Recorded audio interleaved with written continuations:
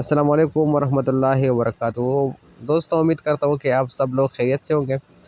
दोस्तों, आप सब लोगों को पता है कि मलक्कड़ यूनिवर्सिटी में एक प्रोफेसर था। इसका वीडियो सोशल मीडिया पर यूट्यूब, टिकटॉक, फेसबुक पर बहुत ट्रेंड पे चल रहे हैं।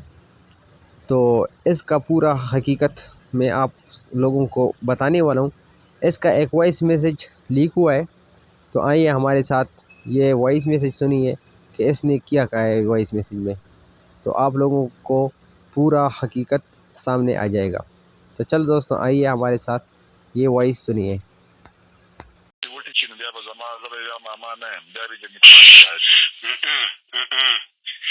تا په خبره وختي پوه نه شوم. زه هغه بل خپل طرف له په ډغره دا یم ور روان یم. خاصري سره مې د یونیورسټۍ کې بس یونیورسټۍ کې خو نه کور رالم او بس کور له ور روان یم.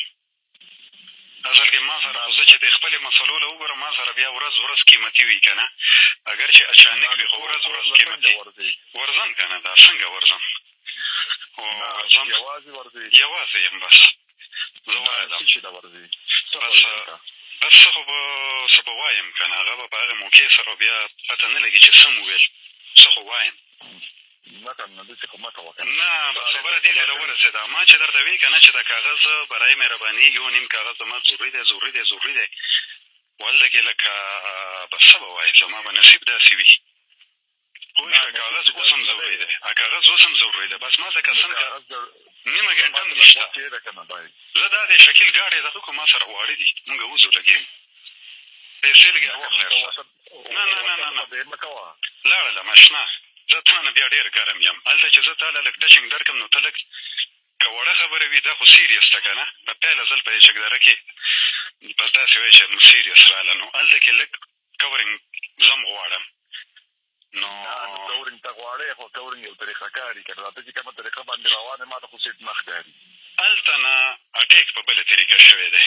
زه ورته لیټ کېږم نه، پیغام غلط ورکوي او که نه. ما ورته ووایي چې بیا به اټیکونه سټارټېږي که نه. سره سبا کړې ده بل فریق چې دی که نه هغه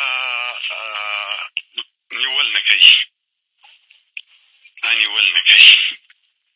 پوه شوې؟ داسې خو نه ده که نه. نو بس خبره خطا ده، بیا بیخي ته په خطا روان. بس خطا له شوه دا خبره.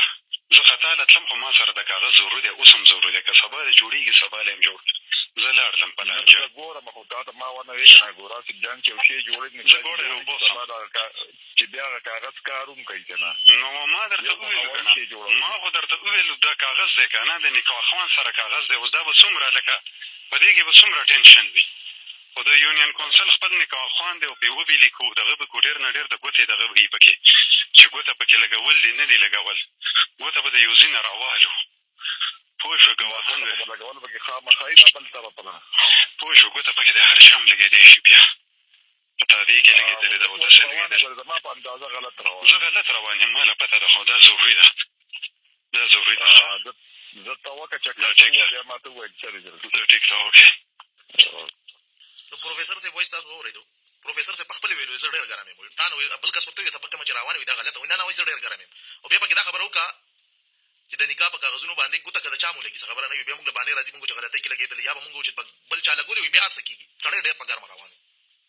دا د پروفیسر صاحب خپل وایس دی چې کله دا روان و هلته جینۍ چې دی چې سیم ورسره کول اغوا کولې کسې کول په خپله وایي زه ګاډي کې چې دی شکیل را سره دی او ګاډي م روان کړی دی. اوس به ځو ګرم بس وایي ډېر ګرم یم که نه، ډېر ګرم یم. اوس نه یخېږم، ډېر سړی ګرم شوی و. او دې بل کس ورته ویل چې لکه په غلطه روانې افسوس چې دی کې پروفیسر صاحب په غلطه روانې شیطان در سره شوی دی، مخکې نه در سره دی، خو نه ډېر ګرم کړی. هغه په خپله وایي چې زه ډېر ګرم یم. دا اصل کې ګرم نه و، دا د دې شیطان چې کوم و دې پسې چې کوم شیطان و هغه ډېر ګرم شوی و. نو سړی چې دی هغه ګرمایش چې کوم دی کې و هغه ګرمایش دې ووتو مکمل طور باندې او ټولې دنیا وکتو. نو دغه پروفیسر و چې دې سره نور وایسونه هم چې دی هغه برآمد شوي دي، ویډیوګانې تصویرانه د هغه چې د پروفیسر صاحب و او تاسو دا وایس واورېدو. دا شیز چې دی بالکل دا خبره اوس حقیقت شوه چې دا روان هغه جینۍ له و او په څه طریقه باندې روان و او کوم پلین و.